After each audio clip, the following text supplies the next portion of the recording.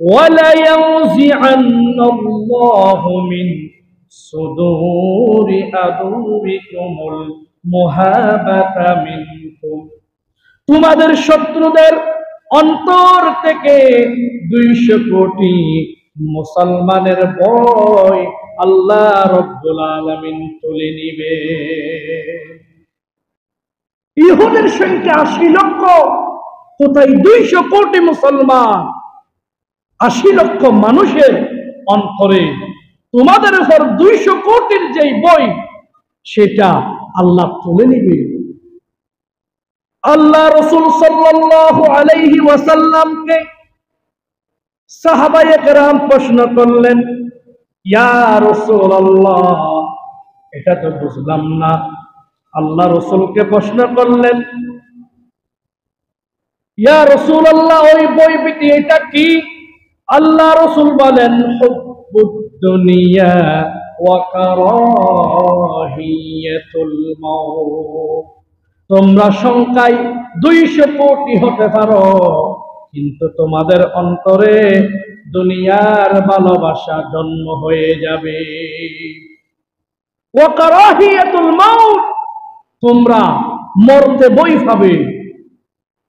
যেমন ফিলিস্তিনি কাশ্মীরের আরকানে রোহিঙ্গা মুসলমানদের অবস্থা যদি আমরা একটু দেখি, সুস্থ বিবেক দিয়ে মুসলমান মনে করে নিজেকে, চোখের পানি একজন মানুষের রাখা সম্ভব হয়, কিন্তু এই মুসলমানদেরকে এইভাবে নির্যাতন করতেছে। যেমন ফিলিস্তিনি মুসলমানের দেশের পাশে জর্ডান রয়েছে, মিশর, তুরস্ক, ইরান, লেবানন, অনেক দেশ পাশে, সব মুসলমান কান্ট্রি। তাদেরকে তাদের সামনে নির্বিচারে ট্রাম দিয়ে, রকেট দিয়ে, বোমা হামলা করে, গুলি দিয়ে, স্থল বোমা দিয়ে আকাশে পর্যন্ত উঠিয়ে দিচ্ছে, কিন্তু তারা কোনো পদক্ষেপ নিচ্ছে না কেন? যারা ক্ষমতার মসনদে বসা, তারা হচ্ছে এক একটা ফাঁসটা গোলাম।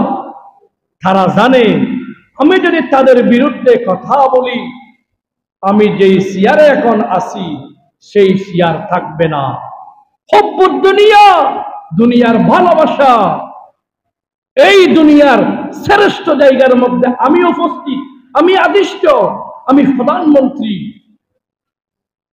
আমি যদি তাদের বিরুদ্ধে মুসলমানদের পক্ষে কথা বলি, আমার চেয়ার থাকবে না, আমার গদি টিকে থাকবে না। সেই জন্য তারা ক্ষমতার মসনদে বসার পরেও, তাদের ক্ষমতা থাকা সত্ত্বেও তারা নীরব। কেন? তারা জানে দুনিয়ার ভালোবাসা তাদেরকে পাগল করে দিয়েছে, দুনিয়ার ক্ষমতা তারা ছাড়তে চাই না। সেই জন্য তাদের সামনে মুসলমানদেরকে নির্বিচারে হত্যা করার পরেও তারা নীরব। সম্মানিত ভাইয়েরা, এরপরে ওয়া কারাহিয়াতুল মাউত, মৃত্যুর ভয়। আমি যদি তাদেরকে সাহায্য সহযোগিতা করি, হয়তো আমাকে এই দুনিয়াতে তারা রাখবে না। ওই ফিলিস্তিনি আরকানের কাশ্মীরের মুসলমানের মতো আমাদেরকেও শেষ করে দেওয়া হবে। মৃত্যুর ভয়, সেই জন্য তারা আজকে মুসলমানের পক্ষে নেই। সম্মানিত ভাই বন্ধুগণ, অনেক মানুষ আছে হক কথা এটা বলতে চাই না। এটা শুধু তাদের বেলায় নয়। যেমন আমি মসজিদের খতিব, আমি আমার চাকরিকে টিকার জন্য অনেক সময় হক জেনেও হক কথা বলি না, ঠিক কিনা বলে? অনেক মেম্বার, চেয়ারম্যান নিজের ক্ষমতা টিকে রাখার জন্য অনেক সময় তারাও সত্যকে সত্য বলে না। যেমন আপনারা দেখেছেন এই দেশে বিগত 16 বছর কয়টা কাজ কর্ম নিরপেক্ষভাবে হয়েছে জানে তারা। আমরা যদি পার্শ্ববর্তী দেশের যদি বিরোধিতা করি, তাহলে আমার ক্ষমতায় টিকে থাকা সম্ভব হবে না। এমন কোন সপ্তাহ নেই, এমন কোন মাস নেই, দিন নেই, বর্ডার জিরো পয়েন্টে শত শত বাঙালি মানুষকে নির্মমভাবে হত্যা করেছে বিএসএফ বাহিনী। বিডিআরকে বলে দেওয়া হয়েছে তোমরা নীরব থাকবা, প্রতিবাদ নেই কেন? সম্মানিত ভাই বন্ধুগণ, এইগুলো হচ্ছে ক্ষমতাকে টিকিয়ে রাখার অন্যতম একটি মাধ্যম। হুব্বুদ দুনিয়া, দুনিয়ার ভালোবাসা, মান মর্যাদা। এই আল্লাহ রসুল একটা হাদিস বলেছেন, এই দুনিয়াতে মুসলমান নির্যাতিত হওয়ার এক নম্বর কারণ বর্তমান যুগের মুসলমানেরা তারা দুনিয়া পাগল হয়ে গেছে।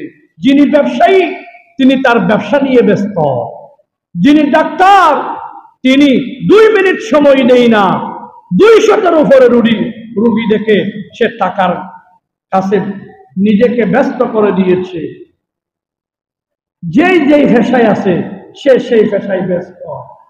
আমাদের সময় নেই মুসলমানদের দিকে তাকানো। সম্মানিত ভাই বন্ধুগণ, আপনি যদি দেখেন কিয়ামতের ময়দানে এখন থেকে